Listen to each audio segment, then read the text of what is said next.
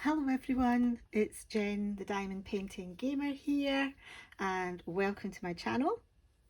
Can I just say a big hello to all my new subscribers and also welcome back to any current subscribers or long-term watchers. And if you are a long-term watcher and you haven't hit that subscribe button yet, it's down in the bottom right if you want to give it a click, okay? Anyway, I'm going to say happy January 25th or happy Burns Night. January 25th should be a national holiday in Scotland, but it's not. It is it's Burns Night, okay, which is the anniversary of celebrating our national poet, Rabbie Burns, or Robert Burns, if you want to anglicise it a little bit. Anyway, I'm going to do a WIP and chat with you today, and I'm going to chat a little bit about Rabbie Burns and what he's all about, and yeah, and a little bit about Burns Night and what it means to be Scottish at this time of year. I'm also going to recite one of, or my most favourite Burns poem. Yeah. So before we get underway, just a little bit, few bits and pieces. Oops, there's a bit of, well, you can't actually see it, but there's a little bit of fluff on my diamond painting here, which I'll just get rid of. Now, what diamond painting am I working on? I am working on Night Messenger, which is from Diamond Art Studio. It is legally licensed from Esther Anavoros, and yeah, I will link it down below if you want to go and check it out. It's a 50 by 70 square. It doesn't come with any ABs or any special drills, but I'm actually swapping out the whites, the 5200 white drills, for some white ABs, and it's yeah, it's looking good so far. Pen I'm using is this one here. It is from Cat Eared. I have got a very toothy four placer in one end, which isn't focusing, but never mind, you're not interested in that. And I've got a super big tray, which I think came from Spell Queen, which is my favourite tray. I'm reviewing some trays at the moment. I just put up a review not that long ago about from the Admore's Zest trays, and I've got another one which is going to be popping up shortly from Print Eastwood. So yeah, anyway, what we will do is I will sort out my drills. I need to find my Legend, which is right here in front of me. I need to make sure things don't fall on the floor. Oops, clatter. I should have got a bit more organised before I started. Got my bin, got my tweezers. I've got a cover minder, but I don't think I'll need it because I'm on that last corner bit now, and I'm just working with release papers. And we will start with this symbol H, and H is 803, which is number 14. I love these blues. Some really cool colours. Right. Oh, and also I'm also drinking my coffee, which I've got here. Now this is in my Christmas present that I got from my husband, which is my Ember Mug. Now, if you've not heard of Ember Mugs, I'll link it down below as well. Got it from well, it would be from Amazon.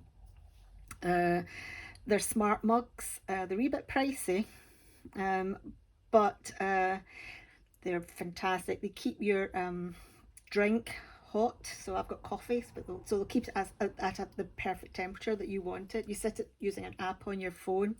Yeah, check it out.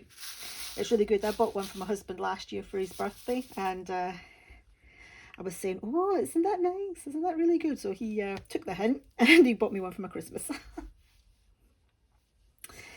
Right, Okay, so Rabbie Burns. So what I'll do is, first of all, I'll tell you a wee bit about Burns Night and why Burns is so important in Scotland, and what kind of happens at Burns Night. So Robert Burns, or Rabbie Burns, is Scotland's national poet, and every single one of you out there, even if you don't think you know it, will know at least one of his poems or songs. And he wrote Auld Lang Syne. So you know that song that you all sing at New Year to see in the bells? Yep, that's Rabbie Burns. He wrote that. So yeah, everybody knows Robert Burns. In Scotland, you know, if you go to school in Scotland, you will study Robert Burns from a really, really young age. Now, I'm talking maybe 5, 6, 7. You will start to learn about him all the way through your schooling. I think a lot that happens anyway. In a lot, you know, in a lot of countries, you know, if you've got a national poet or a musician, or even if it's just a history, it tends to be tailored towards your own area or your own country, and that is certainly true for Scotland. So like we learn all about the Jacobites and Bonnie Prince Charlie, William Wallace, all that kind of stuff. The true William Wallace, not the Mel Gibson William Wallace. Anyway, but yeah, we learn all about Rabbie Burns, and there's recitals, competitions, and all that kind of stuff that goes on. But the highlight is Burns Night, and at Burns Night, you'll have a Burns supper. So you have a meal as your Burns supper. And then if you go to an organised event, there'll be dancing, drinks and dancing and recitals and all that after it. And the thing is, I haven't been to an organised Burns supper for a while. It's probably maybe about, I don't know, 10, 15 years since I've been to an organised Burns supper. But as I said, it's Tuesday. Well, it's not Tuesday at the moment. But I will be putting this out on Burns Night, and I will have had my tea, and I will have had my traditional Burns supper for my tea, and I will have had haggis, neeps and tatties, and it's delicious. So haggis, if you don't know what it is lamb's offal. So it'll be like, I don't think there's kidney in there, but you get lamb's liver, heart, and I think there's still lung in it as well. I'm not entirely sure, so it all depends on the mix-up. You can also get vegetarian haggises, for those of you that might be a wee bit more squeamish. Anyway, the meat or the offal is mixed with pepper and other sort of spices like that, but it's very peppery. Oatmeal. And some haggises, some manufacturers put barley in it. It's all mixed up, and it's traditionally boiled in a sheep's stomach. Delicious, eh? It sounds very appetizing so far. But these days you can buy it from the supermarket, wrapped in plastic, and you put it in the microwave for 5 minutes and that's it, done. Guess which one I had? Yeah, the one where you do it in the microwave. So that's haggis. Neeps is swede. It's the big yellow or big orange swede, mashed down with lots of butter and black pepper. That's how I like it anyway. Tatties is mashed potatoes, mashed down with, now I like to put butter and milk and lots of black pepper. This dish is certainly the way I do it. It's very peppery, And yeah, that's how you have it. Now, sometimes you can have a sauce with it, not gravy. That's sacrilege to put gravy on haggis, neeps and tatties. But if you're posh, you can have a whiskey sauce. If you're not posh, like me, you can have brown sauce, or nippy sauce, as we call it in our house. So brown sauce or brown sauce, HP sauce, nippy sauce. It's all the same thing, really. So yeah, which is very spicy as well. So it's quite a spicy spicy meal. And tonight, for our burn supper, we washed it down with some iron brew. Now, you have not lived until you have tried iron brew. Go on YouTube and type in iron brew adverts. They are some of the best adverts on the telly. It's a soft drink. It's like it's a pop, you know. It's carbonated, and it's the best thing ever. Iron brew. Don't take diet iron brew. Have the full fat. And the diet iron brew is like, oh, it's disgusting. What you really want is to find it in a glass bottle. But they're very few and far between. Even in Scotland, you know, you very rarely get them in glass bottles. It's the Scottish hangover cure. But yeah, iron brew. And interesting fact about iron brew is that Coca-Cola apparently is the world's leading soft drink in, you know, virtually every country apart from Scotland. Iron brew sales outstrip Coca-Cola sales in Scotland. So there you go, there's an interesting fact for you. So yeah, so that's our burn supper, or our meal. If you go to an organised, so haggis, neeps, tatties, washed down with some iron brew, in my house anyway. If you go to an organised burn supper, you know, after the meal you would get like maybe some cranachan for pudding. Cranachan is oatmeal. Us Scots like our oatmeal. Cranachan is oatmeal and raspberries, and also with a whiskey cream.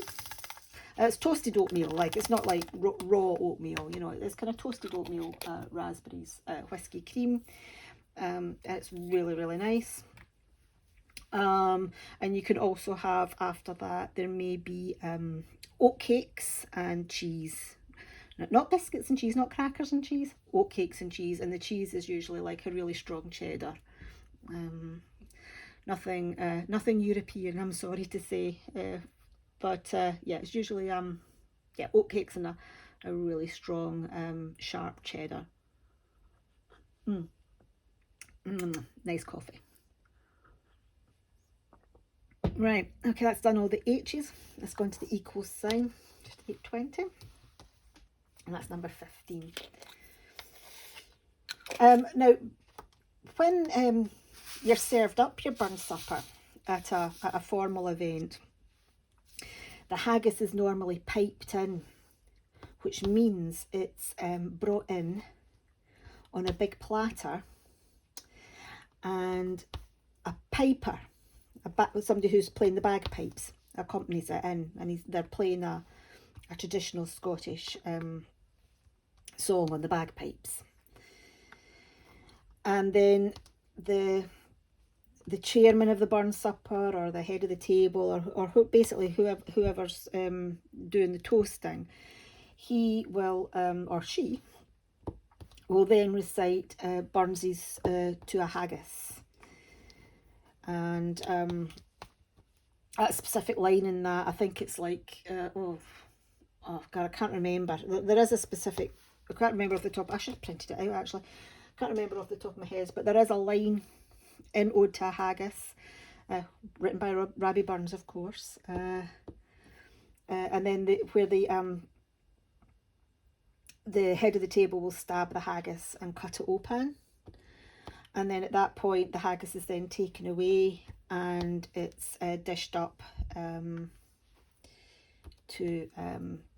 you know, or plated up in the kitchen and then brought out. Certainly in my experience, that's what's happened. And after the meal, at the Burn Supper, you might get some recitals of some Burns poetry. And then the evening is rounded off with a ceilidh. So if you don't know what a ceilidh is, it's essentially like dancing, and it's Scottish country dancing. Now, interesting fact, another interesting fact, full of interesting facts today about Scotland.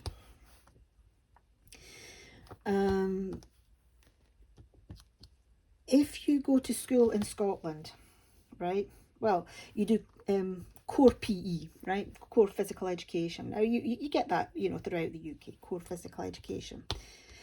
But so which means like between the ages, I think, 5 and 16, you must do so many hours of PE a day, or a week, sorry. In Scotland, from about mid-December to mid-January, roughly, that core PE is Scottish country dancing, and everybody learns the dances, and it probably starts off maybe around about maybe sort of age maybe 7 or 8, maybe a little bit older, maybe 9, and then that goes all the way up maybe until about 14, 15. Every single PE, every single child in Scotland will learn Scottish country dancing. So we'll learn to do like the Gay Gordons, Dashing White Sergeant, Strip the Willow, Eights and Reel. They're the 4 main ones I can remember. And the thing is, because you do it every year for about 10 years when you're at school, you never forget them. And yeah, ceilidh, you get very, very drunk and you do a lot of Scottish country dancing. And as I say, everybody that has been to school in Scotland will know the majority of the dances that are done. So ceilidhs will also form, you know, ceilidhs also form a part of Scottish weddings as well. So quite often at a wedding in Scotland, you will have a ceilidh band. It's usually, ceilidh bands are usually fiddles, not violins, but fiddles, accordions, some kind of percussion, drum. No bagpipes. fiddles and accordions and a drum. At my wedding, I had a ceilidh band. So after the meal and the speeches, we had a ceilidh for about an hour and a half. Excuse me, I'm just going to take a drink of coffee.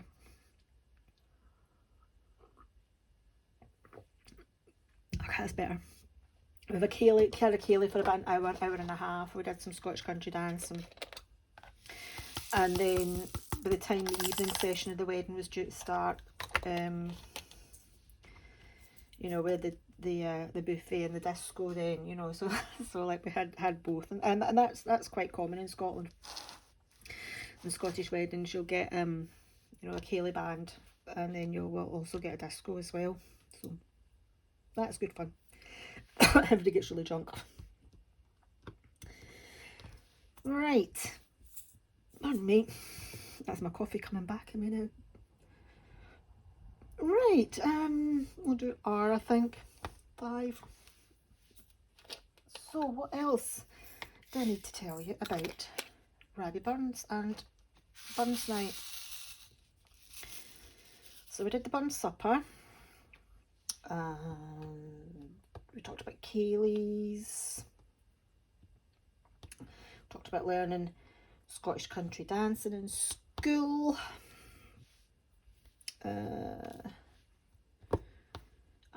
What else did we do? Okay, right. Okay, a little bit about Burns himself. So, as I said, he is Scotland's national poet.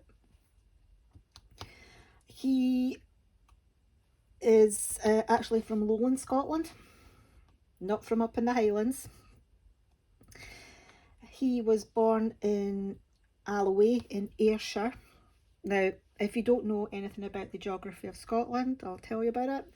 So Ayrshire is the region of Scotland that is just south of Glasgow. So Glasgow's about halfway up Scotland, or just, well, maybe not halfway up, maybe about a third of the way up on the west coast. And Ayrshire is the coastal area just to the south of Glasgow. And that's where I'm from originally. I live on the east coast now, but I'm originally from Ayrshire. So Burns was born in Alloway, which is a small village outside Ayr, the town of Ayr in Ayrshire. And he spent a little bit of time in Edinburgh when he was older, but not very long. And he spent the latter part of his life in Dumfriesshire. Now, Dumfriesshire is the part of Scotland that's in between Ayrshire and Cumbria, the north of England. So it's essentially basically down that strip on the west coast of Scotland between Glasgow, Ayrshire, where he was born, and then further south down into Dumfriesshire, which is, you know, the southern bit of Scotland before you kind of hit the English border. So yeah, not a Highlander. He's southwest Scotland. Southwest Scotland is where he was kind of from, born, bred, and died, and spent most of his life. So, a couple more R's here. He was from a farming background. Yep, so farming background. I think he also spent some time as a taxman, as an exciseman, as it was called then. But yes, he was essentially a farming background. The great love of his life was somebody called Jean Armour. We learn all this at school. I'm not sitting reading the Wikipedia page, I'll tell you that for a fact now. We learn this at school. And yes, and he's very, he wrote lots and lots and lots of different pieces. He wrote a lot of love poems. You know, he was certainly one for the ladies. One of his most famous songs is called My Love Is Like a Red, Red Rose. I'm not going to attempt to sing it. But he wrote loads of other songs as well, so, and poems as well. I'm really getting a dry throat. All this talking, eh? I'm glad I brought my coffee up, and I'm glad I've got an Ember Mug because it's still nice and warm. It's not going cold on me. Anyway, so yeah, some of his poems he wrote. My Love Is Like a Red, Red Rose. Auld Lang Syne, obviously, that I told you about. To a Haggis. To a Mountain Daisy is quite a cute little poem. To a Mouse, or To a Moose. And a moose isn't like a big, to all my North American friends out there, no, a moose isn't a great big huge like elk like deer thing with huge antlers. A moose is a wee mouse that lives in your house. Wee moose that lives in your house. Anyway, and that's my favourite one, To a Moose, and I'm going to read that to you later on, as I've told you a little bit more about Burns. he wrote a massive epic poem called Tam O'Shanter, which some of you might have heard of. And, you know, oops, I bashed my camera.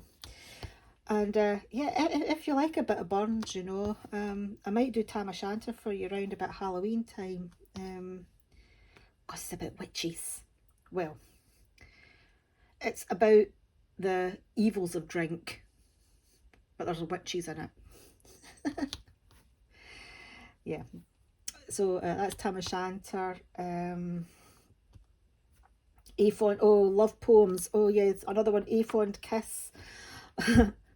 He wrote this poem or love song called A Fond Kiss, and it's the first couple of lines go A fond kiss and then we sever, right? So like we have a lovely kiss and then we part. But when we were kids, as I said, we learnt all about this at school. When we were kids, we used to say a fond kiss and then we slever. Now, if you don't know what slever is, I don't know if it's a specific Scottish word or whatever, but slever means to like dribble and drool. So it was like, have a snog and then drool. Oh dear. A fun kiss and then we slever. We thought that was hilarious when we were 10. Anyway, okay. So yes, he has a big association with the west coast of Scotland. He wrote in a kind of funny way, a funny system. He did write in Scots, but he did anglicise it quite heavily, so it could be understood the world over. But there are a lot of Scots words in there. Now, as I said, I'm going to do two mouse for you later on. You can go on to Google and get like an anglicised version of that if you're interested and want to know what some of the words mean. I'm not going to do a translation for you. You can find that out. You can look that up.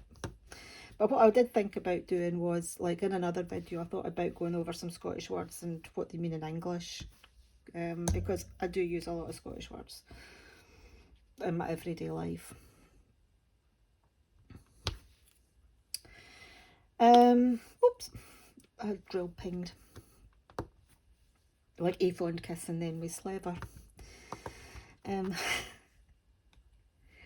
But I need to write them all down, because if I start doing a video on those, what will happen is I'll sort of like finish it and then I'll go, oh, I forgot about this one, I forgot about that one. So anyway. So yeah, Burns is mostly associated with the southwest of Scotland. His first set of published works is called the Kilmarnock version. It was published by an independent or a single publisher from the town of Kilmarnock in Scotland, and that's where I'm actually from. I'm from Kilmarnock originally. There's a big monument to Robert Burns in Kilmarnock. Yeah. And actually, funny thing about Kilmarnock, I don't know whether you know this, Johnny Walker whiskey, Kilmarnock. It's what Kilmarnock's most famous for, is Johnny Walker whiskey. Now, I think the factory itself shut down in the 1980s. It's owned by Diageo now, the big drinks company. I think they've got works or plant over in the east coast here somewhere, Fife I think. But yeah, it's completely, there's nothing in Kilmarnock now at all. I think the offices themselves shut down in the 2000s sometime when Diageo took them over. But there's nothing there in Kilmarnock now at all for Johnny Walker's whiskey, and that's where it came from. And it's sad, it's absolutely sad that I don't like whiskey, I don't drink whiskey, so I haven't really looked at the bottles. I don't know if it still says anything about Kilmarnock on the labels, but yeah, and Johnny Walker's is known the world over. But yeah, anyway, it's kind of sad reminiscing there. But yeah, Johnny Walker's whiskies from Kilmarnock. And that's where Burns had his first book of poems published. His main book of poetry, the big one, that was published over in Edinburgh. As I did say, he went over to Edinburgh for a wee while. And yeah, that's where his main book of poems. So there's tributes to him over in Edinburgh as well. And then he spent the end of his life down in Dumfriesshire. Yeah. Again, working on a farm. I think he was going to be emigrating at one point, but I don't think he ever did. I remember hearing or reading somewhere. I'm going way back now, you know, into my into my dim and distant memories, but I think he was going to be emigrating, but he never did. Pardon me. That's my coffee. Anyway, what we'll do is I'll just finish this symbol off, which is the star. Now, I did print out to a moose because it's about 6 verses long, or 8 verses long, and I don't remember it. I did recite it for a competition, a Burns competition, when I was a kid, and it's been a favourite of mine ever since, and it's a lot of people's favourites. Yep, I think that's all the stars. Oh, there we go, I found another one. Cool. Right, let's pop that away, and I will find what I've done with my tuamus. Okay, I'll just need to pause the video because my bit of paper's gone walkabout. Okay, I am back. I found it. Right.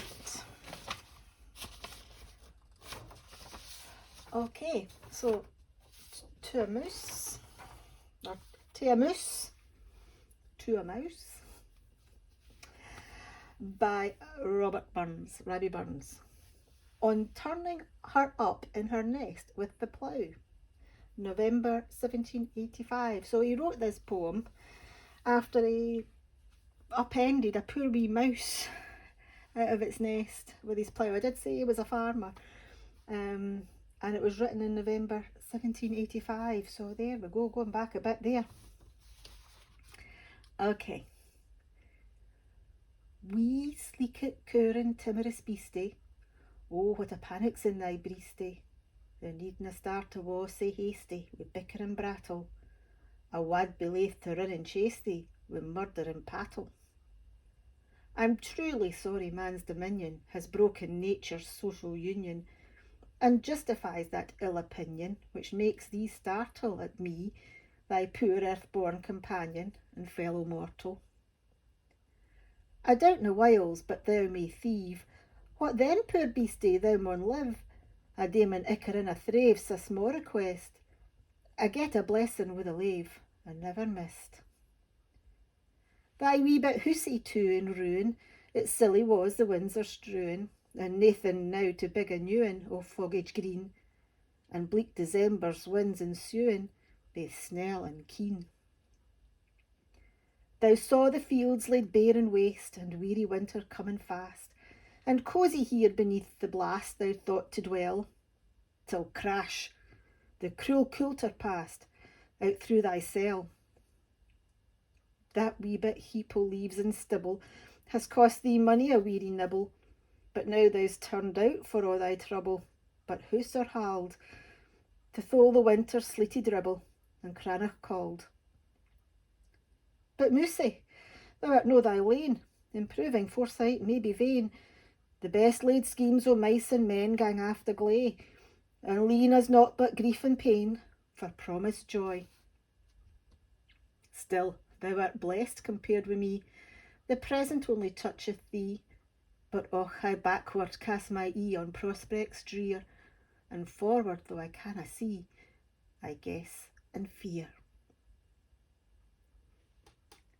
Yay! And that's it. Tuamus by Robert Burns.